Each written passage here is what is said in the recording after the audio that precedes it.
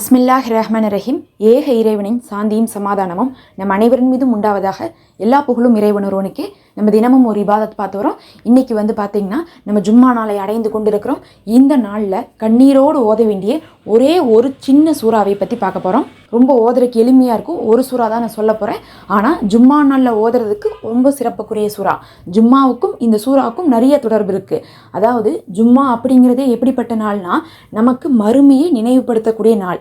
அதுலேயும் உலகம் அழியக்கூடிய நாளாக ஜும்மா நாள் இருக்குது. அதனால தான் நபி ஸல்லல்லாஹு அலைஹி வஸல்லம் அவர்கள் ஜும்மா நாள் வந்தாவே மறுமையுடைய நினைப்போடு கழியுங்கன்னு சொல்லிட்டு சஹாபாக்கள்கிட்ட சொன்னாங்க.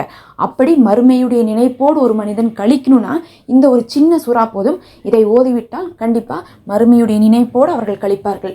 இது சின்ன சூறாவாக இருந்தாலும் சிலருக்கு மனப்பாடம் இல்லாமல் இருக்கும். ஏன்னா நம்ம நார்மலாக ஓதக்கூடிய குல் சூறாவோ இல்லை இன்னாகத்தீனாக்கள் கௌசரோ கிடையாது இது. ஆனால் சின்ன சூறா வரிசையில் இந்த சூறாவும் ஒன்றா இருக்குது. நீங்கள் இதை ஜும்மா நாளில் ஓதுங்க. அதோடு நான் உங்களுக்கு ஒன்று சொல்கிறது என்னென்னா, இந்த சூறாவை மனப்பாடம் பண்ணிடுங்க. முடிஞ்ச அளவுக்கு ரமலானில் அதிகமாக ஓதிவாங்க, இன்னும் சிறப்பாக இருக்கும். அதனால நீங்கள் இந்த சூறா ரொம்ப எளிமையாக தான் இருக்கும். மனப்பாடம் பண்ணுறதுக்கு தயாராகுங்க.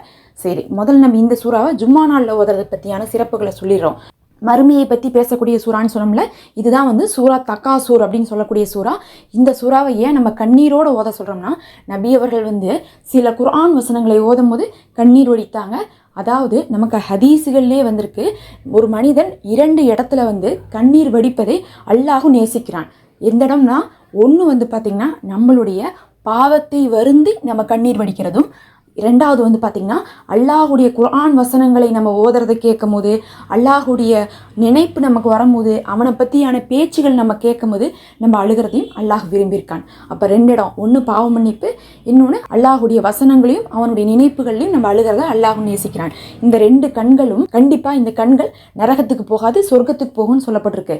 அப்போ நம்ம கண்ணில் வரக்கூடிய நீர் நம்மளை சொர்க்கத்துக்குள்ளே கொண்டு போவோம்னா அந்த நேரத்தில் நம்ம கண்ணீர் விட்டு தான் ஆகணும். சிலர் நீங்கள் சொல்லலாம், எனக்கு கண்ணீரே வராதேன்னு சொல்லலாம். கண்ணீரே வராட்டினாலும் அழுகிற மாதிரி நடிக்க சொல்லியிருக்காங்க நபி ஸல்லல்லாஹு அலைஹி வஸல்லம் அவர்கள். அழுகாட்டினா கூட நம்ம அந்த மூடுக்கு போயிடுவோம்ல, அந்த மாதிரி அப்படியே ரொம்ப ஃபீல் பண்ணி ட்ரை பண்ணிங்கனாவே போதும். அதுவே அல்லாஹ் விரும்புவானாமா. ஏன்னா உங்களுடைய இன்டென்ஷன் அதுக்காக அழுகிறது தான். அதனால் நீங்கள் அப்படியான எண்ணத்தோடு தான் இந்த சூறாவை நீங்கள் ஓதணும்.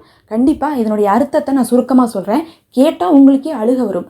ஏன்னா இந்த சூறாவே கரெக்டாக எல்லா உலகத்தில் இருக்கக்கூடிய மனிதர்களும் அழிஞ்சதுக்கு பிறகு மறுமை நாள் வரும் பாருங்கள். அதுவும் கரெக்டாக ஜும்மா நாளில் தான் வரும் மறுமை நாள். அந்த ஜும்மா நாளில் நடக்கக்கூடிய ஒரு நிகழ்வு, அதை நினைவுபடுத்தக்கூடிய நிகழ்வு தான் அது. அப்போ என்ன வரும்னா, அந்த சூறாவில் பூமி உழுக்கப்படும் போது அந்த கபூரில் தூங்கிட்டு இருக்கக்கூடிய மனிதர்கள்லாம் எழுப்பப்படுவாங்களாமா. எந்திரிச்சுன்னும் அவங்களாம் புலம்பிப்பாங்களாமா. என்னன்னு புலம்புவாங்கன்னா, ஏன் இப்படி ஆகுது, நம்ம நிம்மதியாக தூங்கிட்டு இருந்தோமே, தூங்க தூங்க யார் இப்படி பண்ணுது அப்படின்னு சொல்லிட்டு எந்திரிச்சு புலம்புவாங்களாமா.